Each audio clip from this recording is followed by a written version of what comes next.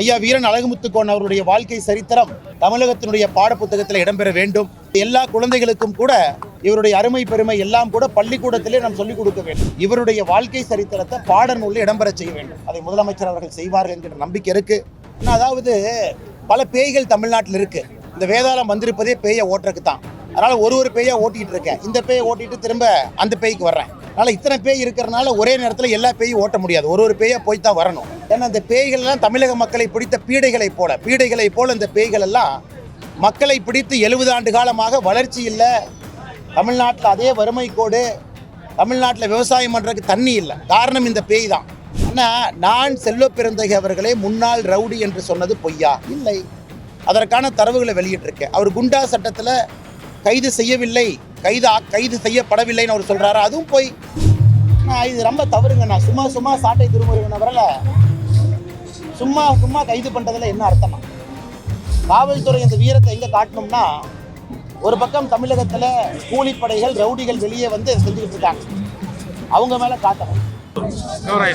பத்திரிகை நண்பர்களுக்கு எங்களுடைய காலை வணக்கத்தை தெரிவித்துக் கொள்கின்றோம். ஒரு அற்புதமான ஒரு மாவீரனுடைய குரு பூஜை விழாவில் பங்கெடுத்து 1728 பிறந்து 1759 மறைந்து வெறும் 31 ஆண்டுகள் மட்டும்தான் இந்த பூமியிலே வாழ்ந்து ஈடு இணையில்லாத தன்னுடைய வீரத்திற்கு பெயர் போன வீரன் அழகுமுத்துக்கோன் ஐயா அவருடைய குரு பூஜை விழாவில் பாரதிய ஜனதா கட்சி சார்பாக இங்கே வந்து பங்கெடுத்து அவருடைய திருவுருவ சிலைக்கு மரியாதை செலுத்துவதில் பெருமை அடைகின்றோம். எங்களுடைய கட்சியை சார்ந்த அண்ணன் GBS நாகேந்திரன் அவர்கள் பல்லாண்டு காலமாக இங்கு இருக்கக்கூடிய திருவுருவ சிலையை தன்னுடைய சொந்த செலவில் கம்பெனி நிறுவனம் மூலமாக பராமரித்துக் கொண்டு வருகின்றார். அதே போல என்னோடு அண்ணன் கருநாகராஜன் உட்பட மூத்த தலைவர்கள் என்னோடு இருக்கின்றார். எல்லா ஆண்டும் கூட இங்கே வருவது ஒரு பெருமை. இந்த ஆண்டும் கூட இதைவிட பெருமையாக நான் எதையும் கருதியது கிடையாது. 2015 டிசம்பர் மாதம் நம்முடைய மத்திய அரசு அப்போதைய அமைச்சராக இருந்த ரவிசங்கர் பிரசாத் அவர்கள், நம்முடைய மாநில தலைவர் அப்பா தமிழிசை அக்கா, அண்ணன் பொன் ராதாகிருஷ்ணன் அவர்கள் அமைச்சராக இருந்தார். எல்லோரும் இணைந்து ஐயா வீரன் அழகுமுத்துக்கோன் அவர்களுக்காக அஞ்சல் தலையை மத்திய அரசு டிசம்பர் 2015 வெளியிட்டிருக்கின்றோம்.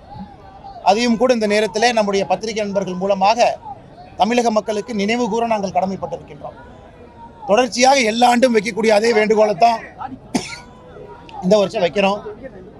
ஐயா வீரன் அழகுமுத்துக்கோன் அவருடைய வாழ்க்கை சரித்திரம் தமிழகத்தினுடைய பாடப்புத்தகத்தில் இடம்பெற வேண்டும்.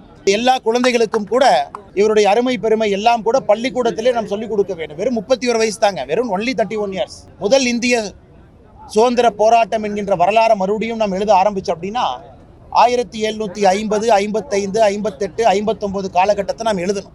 இதெல்லாம் 1857 கிட்டத்தட்ட 100 ஆண்டுகளுக்கு முன்பு நடைபெற்ற உண்மையான சுதந்திர போராட்டத்திற்கான போர். அதெல்லாம் அதிலே தன்னுடைய இன்னுயிரை நீற்று ஒரு பீரிங்கு முன்னாடி நிற்க வச்சு இவரை சுக்குநூறாக பிளந்த பொழுது கூட ஒரு சிரிப்போடு ஒரு புன்னகையோடு அதை எதிர்கொண்ட ஒரு மனிதன். அதனால் எல்லா ஆண்டும் கூட நாங்கள் வைக்கக்கூடிய அதே வேண்டுகோள், முதலமைச்சர் அவர்கள் இங்கே வந்து மரியாதை செலுத்துவது சந்தோஷம் என்றாலும் கூட அவர் தமிழ்நாட்டினுடைய பாடப்புத்தக நிறுவனத்திற்கு ஒரு ஆர்டர் போட்டு இவருடைய வாழ்க்கை சரித்திரத்தை பாடநூலில் இடம்பெற செய்ய வேண்டும். அதை முதலமைச்சர் அவர்கள் செய்வார்கள் என்கிற நம்பிக்கை இருக்கு.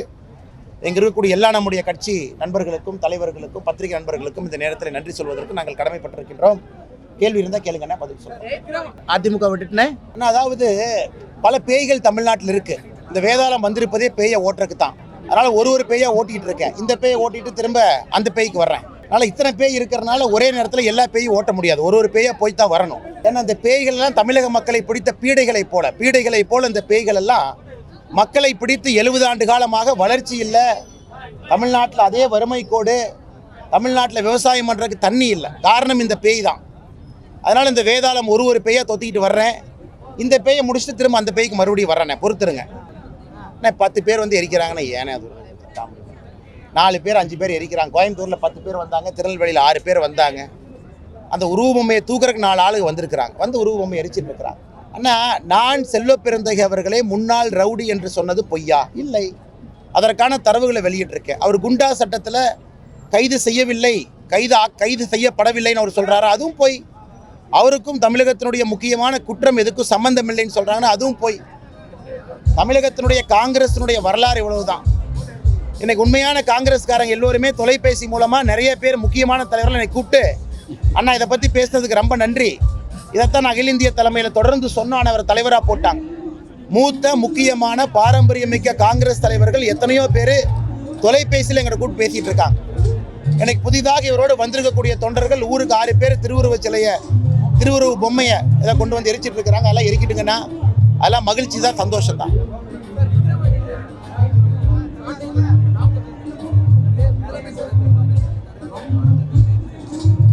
இது ரொம்ப தவறுங்கண்ணா. சும்மா சாட்டை திருமுருகனவரல சும்மா கைது பண்றதுல என்ன அர்த்தமா? காவல்துறை இந்த வீரத்தை எங்க காட்டணும்னா, ஒரு பக்கம் தமிழகத்துல கூலிப்படைகள் ரவுடிகள் வெளியே வந்து செஞ்சுக்கிட்டு இருக்காங்க, அவங்க மேல காட்டணும். அதையெல்லாம் காட்டாம சும்மா சாட்டை திருமுருகன் என்ன பேசினார் ஏதாச்சும் பேசுறா திரும்ப வழக்கு போட்டு குறிப்பாக இந்த சாட்டை துரைமுருகன் அவர்களை டார்கெட் பண்றது இது நல்லா இல்லைண்ணா. இது ரொம்ப அசிங்கம். அவர் எந்த கட்சியை சார்ந்திருந்தாலும் கூட சொல்வதற்கு கருத்துரிமை இருக்கு. கருத்துரிமையை கருத்தா எதிர்கொள்ளுங்க. அப்படியே திமுக காரங்க பாப்பாங்களாமா, எல்லாம் பாருங்க ஒரே மோட சாப்பிடண்டி. திமுக தொண்டமா எஃப்ஐஆர் கொடுப்பானாமா, அது 24 மணி நேரத்துல நீங்கள் நானும் எஃப்ஐஆர் கொடுத்தா 1 வருஷம் நாள் ஆக்ஷன் எடுக்க மாட்டாங்க. ஆனா திமுக தொண்டனை கொடுத்தோன்னே ஒரு மணி நேரத்துல ஒரு நாள்ல வந்து சாட்டை துறைமுருகனை கைது பண்ணி மறுபடியும் சிறைக்கு அனுப்புவாங்க.